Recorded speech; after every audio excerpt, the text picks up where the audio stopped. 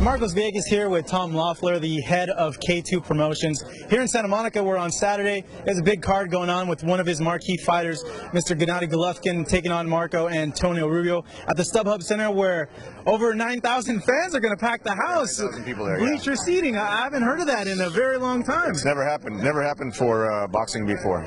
And, you know, we've added 2 bleachers. Now it's gone to 4 bleachers. We have some standing room only seats. So it'll be over 9,000 people there. And we're expecting a great night of fireworks Saturday night under the California skies.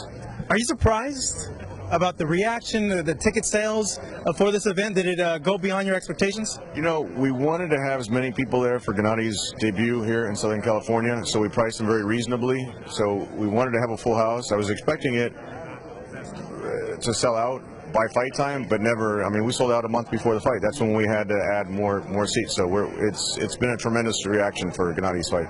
Well, let me ask you this. I know Gennady's your guy. He's on a hot streak. Fans love knockouts, but Nonito's also on the card. So how much of it is Gennady, you feel, and how much of it is Nonito, if anything? Well, I'll tell you, Nonito's that's a terrific fight. That's a terrific matchup. Donaire against Walters is fantastic. Before we officially announced that fight, Gennady had already sold out 75% of the tickets. So that's a great matchup. You know, Rubio is a terrific challenger. Is proven veteran. Has a lot of knockouts himself. Big puncher. He fought Chavez before, Pavlik before. So it's just one of those matchups that's kind of caught the fans' attention. And then adding Nonito and Walters to the show is just added value. So we're really excited about the night, and I think we'll have a lot of championship. Some great championship excitement. It always gets me interested about how a promoter goes and finds a fighter. When was your Golovkin moment? When was it that you looked at him and said, like, wow, I have to have this kid. He's going to be something good. He's going to be something special. You know, I had known of him fighting in Germany. He was with the same promoter that the Klitschko's were originally with.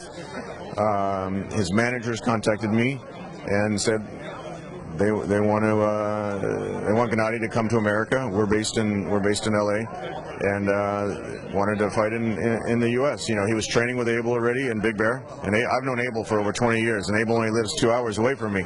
So we had to go the roundabout way, where the managers from Germany contacted me. But it's actually worked out. It's worked out terrific. I mean, they couldn't have a more supportive team. Oleg and Max Herman as a manager, Abel as a trainer, and Gennady is just such a likable guy outside the ring, and so exciting inside the ring. He's really bringing a lot of new fans to the sport. You know, I've seen a guy that always smiles, and you look at him, he's like, oh, you know, like he says, good boy. He always says good boy. And you look at him, he's like, oh, he looks like a good guy. I think it's in there, and it completely kills people.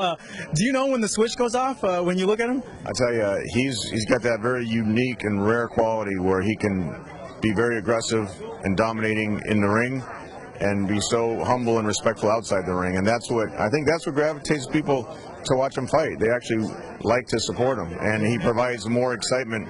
He provides more excitement in 3 rounds, 4 rounds, 5 rounds, however many rounds the fights last, than most fights that go 12 rounds, and they're, you know, kind of drawn out and sometimes a controversial decision. Gennady has no controversy, you know, who the winner is, and I think that's what people appreciate. And he takes the risks. He makes the fight as far as cutting off the ring. He's willing to get hit in order to provide a more aggressive style, and the fans appreciate that. If Gennady wins, he becomes the mandatory to Miguel Cotto. Now, you as his promoter, how difficult is it going to be to push that and for them to enforce it when Cotto has a really lucrative fight with Canelo, maybe coming up in the horizon in May? Well, Rubio is currently the interim champion for WBC, and he's the current mandatory. So the winner of the fight on Saturday is the mandatory for the WBC title, which is currently held by Cotto. They're planning, my understanding is they're planning a Cotto versus Canelo fight, which is a terrific fight. That's a great matchup. That would get a huge response. And then the winner of Saturday would fight the winner of Canelo and Cotto if that fight winds up happening. Well, I hope it happens. I know a lot of fans would want to see that. On a last note, what's going on with the Shannon Briggs stuff? I don't know.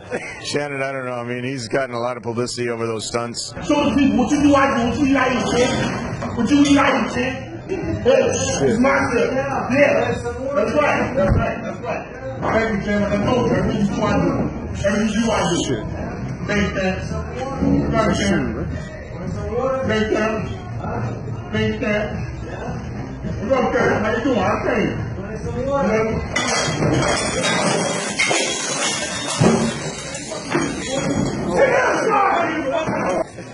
It just seems like he's, really crossed the line, like Vladimir said in that last video. It's, it's one thing to try to hype up a fight and show up at a press conference and call out a champion, but when you're confronting them in the restaurant and following them on a speedboat, and it just, I think at some point it doesn't really make sense anymore. But he has accomplished his goal. He got a lot of publicity for calling out Vladimir. But is it working? Is he like, you know what? I need to get rid of this guy. I want to fight. Well, Vladimir's focused on his fight is November 15th in Hamburg. Vladimir sold out the stadium. That's at the O2 Arena in Hamburg, and it's against Pulev. He's the IBF mandatory. He's undefeated, and Vladimir has proven to be the best heavyweight, of today's generation. I mean, he's such a dominant performance, and he gets such big crowds and such high television ratings over there in Europe that it's. What he's doing with every fight is just adding to his legacy as a historic championship reign. Tom, thank you very much. Certainly appreciate it. Check out this Saturday on HBO as Gennady Golovkin takes on Marco Antonio Rubio. Should be a great fight. Mexican style, as Tom is saying. See you guys there on Saturday.